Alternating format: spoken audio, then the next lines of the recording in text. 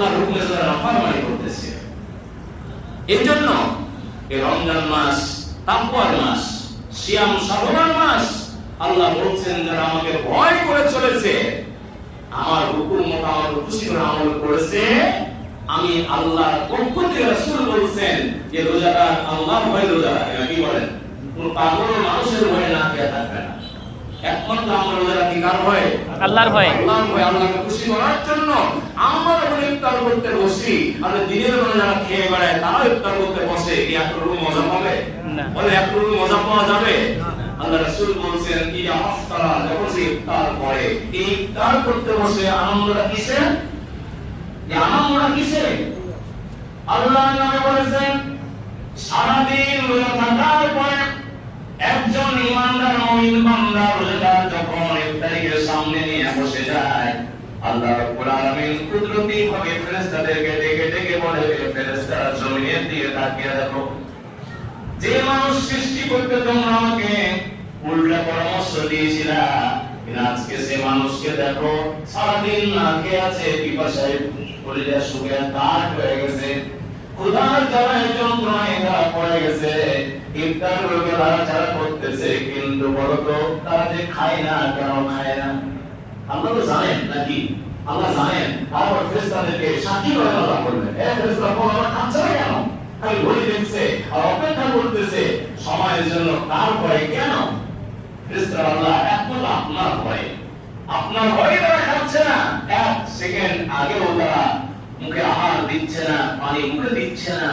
আল্লাহ বলে ফেরেশতারা সাক্ষী থেকে যাও, এই সময় আমার রোজাদার বান্দারা যা চাইবে আমি আল্লাহ তাদের তাই জানবো।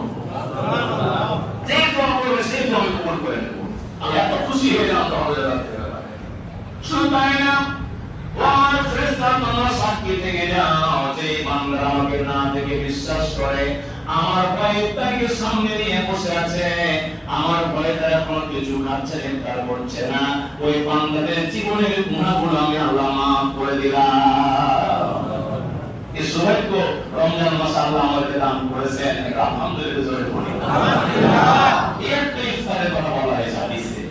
আর ইফতার হচ্ছে সারা মাস রোজা থাকার পরে ঈদুল ফিতরের দিন, অর্থাৎ পয়লা শাওয়াল, যখন ঈদগাহ ময়দানে যাই, সেই দিন রোজা রাখা হারাম। সেদিন রোজা রাখা কি হারাম? আজকে যেমন রোজা রাখা ফরজ, সেদিন রোজা না রাখা ফরজ।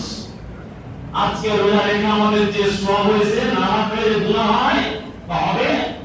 সেদিন কেউ যদি মনে করে আজকে পবিত্র দিন, আজকে আমরা রোজা রাখবো, ওইটা গুনাহ হবে। কারণ আল্লাহর পক্ষ থেকে একটা দাওয়াতের দিন। ঈদ মানে আনন্দ, ফিতর মানে নাস্তা বা খাওয়া। যে নাস্তা খাই আমরা আরবিতে ফুতুর বলা হয়। এই জন্য এখানে ফুতুর এসছে, ফিতর এখান থেকে এসছে, খাওয়ার একটা দিন হবে। ওখান থেকে ঈদুল ফিতরের দিন আল্লাহর পক্ষ থেকে একটা দাওয়াত। রাসূল বলেছেন ঈদুল ফিতরের কোনো আদব আছে, এটা আমি এইভাবে বলে ফেলছি, সময় যেহেতু পরে পাবো না। ঈদুল ফিতর আদব হচ্ছে সকালবেলা গোসল করে ফ্রেশ হয়ে কিছু সুগন্ধি ব্যবহার করে পরিষ্কার কাপড় চোপড় পরে ঈদগাহ ময়দানে যাওয়া। হেঁটে যাওয়া সুন্নাত। যদি দূরের রাস্তা হয় আপনি বাহনে যেতে পারবেন, হেঁটে যেতে পারবেন, সব বেশি করা যায়।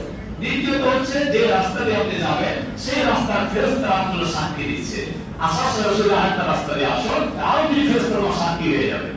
সুবহানাল্লাহ, সুবহানাল্লাহ। এর কত মর্যাদা আল্লাহ বাড়িয়ে দিয়েছে রোজাদারের কারণে।